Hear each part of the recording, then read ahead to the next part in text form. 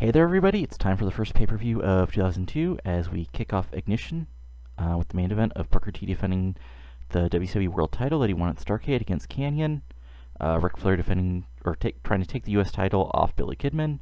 Shane Helms facing off against Mysterio Jr. Team Canada defending their World Tag Titles against Yang and Jamie Knoble. Tajiri taking on Kaz Hayashi for the Cruiserweight title. The Horsemen of Jeff Jarrett and Shane Douglas take on Alex Wright and Dustin Rhodes, and other action. So we start out on the pre-show in front of 9,000 people at the Baltimore Arena. Basically, we've got Alex Laurer taking on Beth Phoenix, Lacey, and Miho Osaka. These are 4 women in my developmental territory, and it looks like I forgot to make it okay that they want to see women competitors. So this match bombed. Too bad. I mean, if we actually look at their performances, putting that aside, nobody's quite over yet. This is a development tours in the Southwest. We're in the Mid-Atlantic. I just wanted to see if they were anywhere close, and it seems like no, not quite. But good to just get them some presence. But 25V Alexis Laurer, the future Mickie James, wins the match, which is the Laurer DT. Next up, another pre-show match. The Mamalukes defeat Ernest Miller, Norman Smiley, Chris Harrison, James Storm, and Johnny Swinger and Mike Sanders in 10-18. 45D, again, sort of a meh pre-show match. Only thing of note, really, is... Actually, there's really nothing to note. Norman Smiley got a 50. That's about it. Now, for the actual show. We kick off things with an opening video focusing on Vampiro, DDP, Booker T, and Kanyon, our 2 big matches for the night. And, yeah. 81B, really solid. And in the first match of the night, Yoshiro Tajiri defeats Kaz Hayashi in 10:31 with the Brainbuster. A clean one. These are both baby faces. Tajiri just won the title at Starrcade by defeating Chavo Jr., and now he gets another win. Match got the crowd buzzing. Tajiri got 46, Kaz got a 52. Again, really solid opening match. And then Tajiri celebrates with the title. 40-60, 2 minutes. Nothing special. Next up, we've got the Road Warriors taking on Silver City Rollers, and the Road Warriors win in 5:34 after the Doomsday Device on Cash. Disco Inferno did some good work at ringside. A match got the crowd hotter. 61C, nothing too terrible. Now, this is the important part. Was Hawk on drugs again? What are we going to do? Okay. I think we are probably going to need to make a decision after this show what to do with Hawk. And it's probably going to be the end of the Road Warriors push, unfortunately. Okay. Wow. And then the Road Warriors give the Doomsday Device to Disco, 51D+. And yeah, if you saw that real quick, Disco's gimmick is getting stale, so we might need to change that up. Anyway, so next up we've got a 8-man tag match, otherwise known as... Here's a way to get some people on the show who have nothing to do, but are high up enough I don't want to, get them upset at me. So, in an 8-man match, Konnan, Hoovy, and Air Raid, AJ Styles, and Air Paris defeat Chavo, Shannon Moore, Ela Skipper, and Kid Romeo, when Konnan defeats Shannon Moore by submission with the zip lock. Or I guess it would be the Tequila Sunrise, I think, is what that ended up being. Anyway, 57C minus, perfectly, nothing really their match. And then Konnan celebrates. Then we have the signers basically outside of the arena, protesting the fact that they've been suspended. Again, this way to get them on the show because they're suspended, but not really. But yeah, 81B, perfectly solid show. Or solid segment, not solid show. Wow, okay there. Next up, we've got Jindrak and Statsiak defeating Finley and Jett in 9:57 when Mark Jindrak defeated Jason Jett by pinfall after Dawn Marie interfered. So again, in this case, Dawn Marie's her actual distraction fails. This time she just blatantly holds on to Jason Jett's legs, after Jindrak gets his finisher, and as a result, they get the win. Solid match. And yeah, Finley got a 64, so he's still really good. And then Jindrak, Statsiak, and Dawn Marie celebrate after the match. 61C. Decent match. Chuck Paulumbo beats Bagwell in 12-16 by pinfall. probably with the jungle kick, but I might have to actually add that in. Anyway, 57 C minus, Bagwell got a 46, Paulumbo got a 52, and Stacy did good work at ringside. And by good work, we mean she's probably in a tight dress and showed off her legs. And then Paulumbo and Stacy celebrate in a 61C that was better than the actual match. Then we have another Shawn O'Haire training video. Again, this gets him on the show without actually wrestling a match and keeps him happy. 59C, and he'll have something to do in the next month. Then we've got Jeff Jarrett and Shane Douglas defeating Alex Wright and Dustin Rhodes in 1423. When Jeff Jarrett defeated Dustin Rhodes by pinfall with using the ropes for leverage. So basically, I see this as Jarrett getting the pin on Dustin, with some brass knucks, or with the guitar, and then even putting his feet on the ropes, sort of as a final screw you. 76B minus, so actually a really good match. Everybody did good in ring. Wright's only got a 59, but he's getting better. And after the match, we have basically Alex and Dustin arguing, Dusty getting in the ring, being Dusty, playing Peacemaker, so that everybody does better. Dusty's still not suited to his current gimmick, so I might have to look into that off screen. Then after that, we've got our first of our really big matches that's been sort of built up to, and in a great match actually. Shane Helms defeats Rey Mysterio Jr. in 14-19 by pinfall while using the ropes for leverage. Again, I see this as Helms cheating, hitting the super kick out of nowhere, getting the pinfall with his foot on the ropes, and then getting the win. And then after the match, Shane Helms drills Rey Jr. with another super kick, then he celebrates. Rey Jr. is upset and pissed, but Helms is out of nowhere with another super kick, and as Rey is completely laid out, he celebrates, mocks Rey Jr. Maybe even no, actually that'll be for tomorrow. But yeah, Rey Jr. is down on the ground, Helms is celebrating, and he talks about how he's finally killed the legend of Rey Jr. Then next up we've got Team Canada defeating Yang and Knoble in 11:06 when Awesome defeats Knoble by pinfall with the Awesome Bomb. So basically this match is basically going to be a story of two matches. When Lance Storm's in there, it's a back and forth technical cruiserweight battle, but then Mike Awesome comes in and just wrecks shop, and in the end he's just too much for the team. Maybe Yang does a bump to the outside, and then Knoble eats the Awesome Bomb, and Team Canada picks up the basic clean win. Yeah. 72B minus, solid match. Yeah.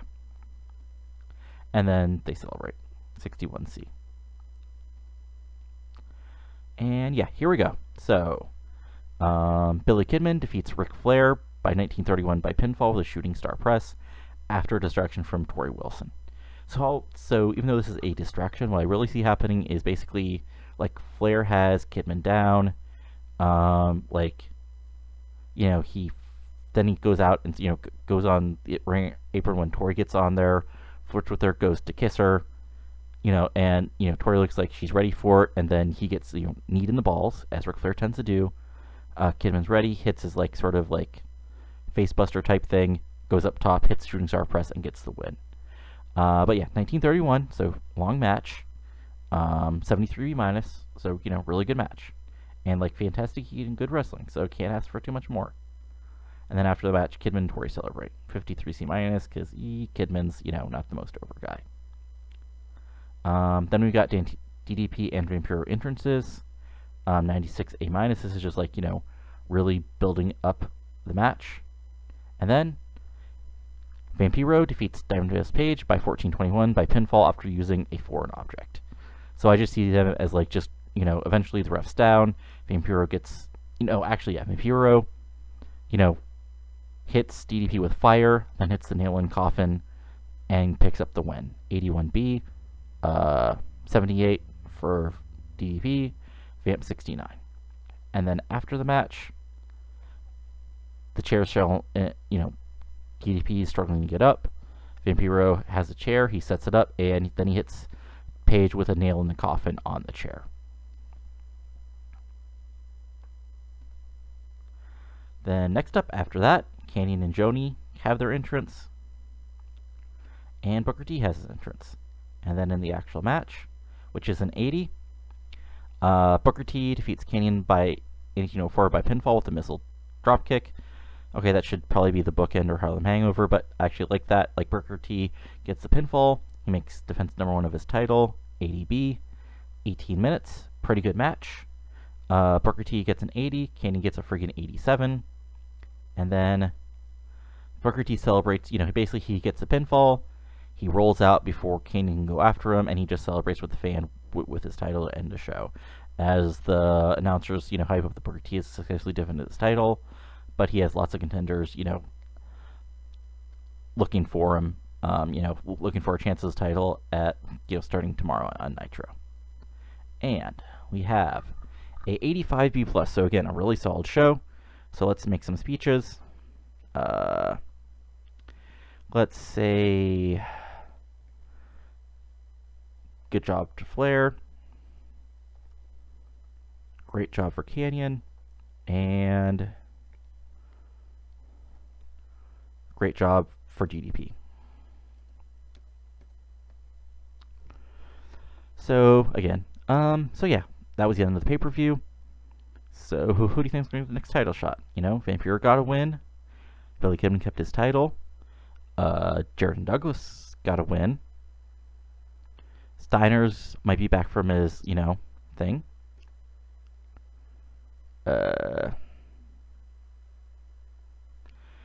Okay, that's a weird thing that I'm going to pretend did not happen. That's really weird. Anyway, so extension. Oh, that's just Director TV. Okay. So nothing else happened really. Now let's look at our mail. Okay, so Sting's back from his mini vacation. Shane Dix is fully fit. Miley Hasaka is now a regular wrestler, and some booking positions are available for companies after they got created. And now, okay, so let's find him.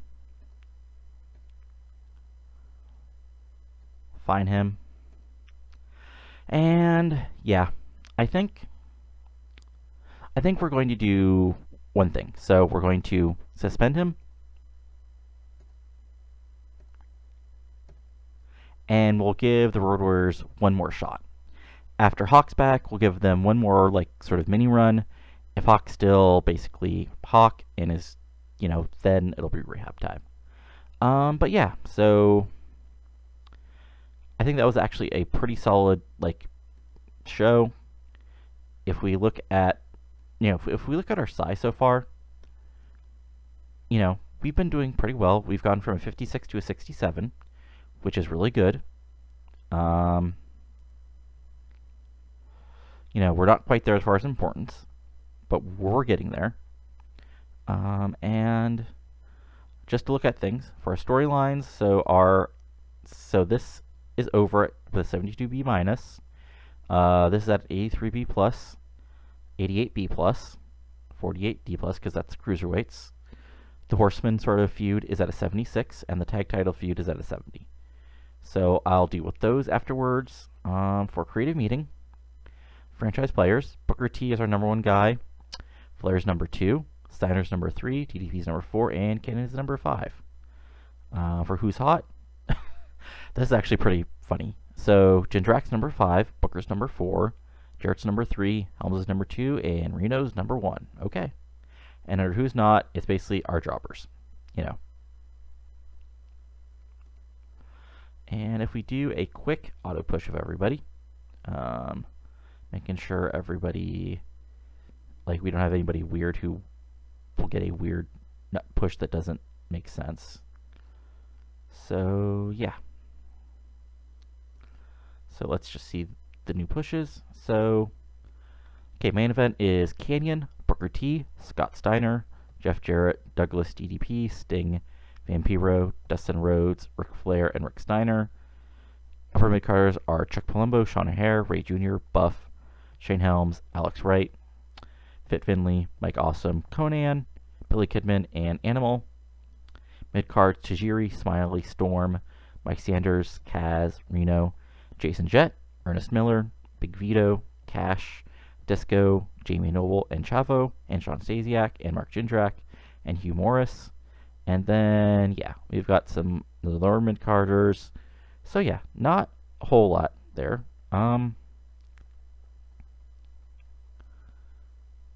But, yeah, so we're moving on to February. Next show is Super Brawl. So, yeah, we'll see how we go from there. And, yeah, let me know what you think. Do you think somebody else should have won over? Have some ideas of your own? Give me a comment, give me a like, give me a subscribe, and hope you enjoyed things. Have a good one.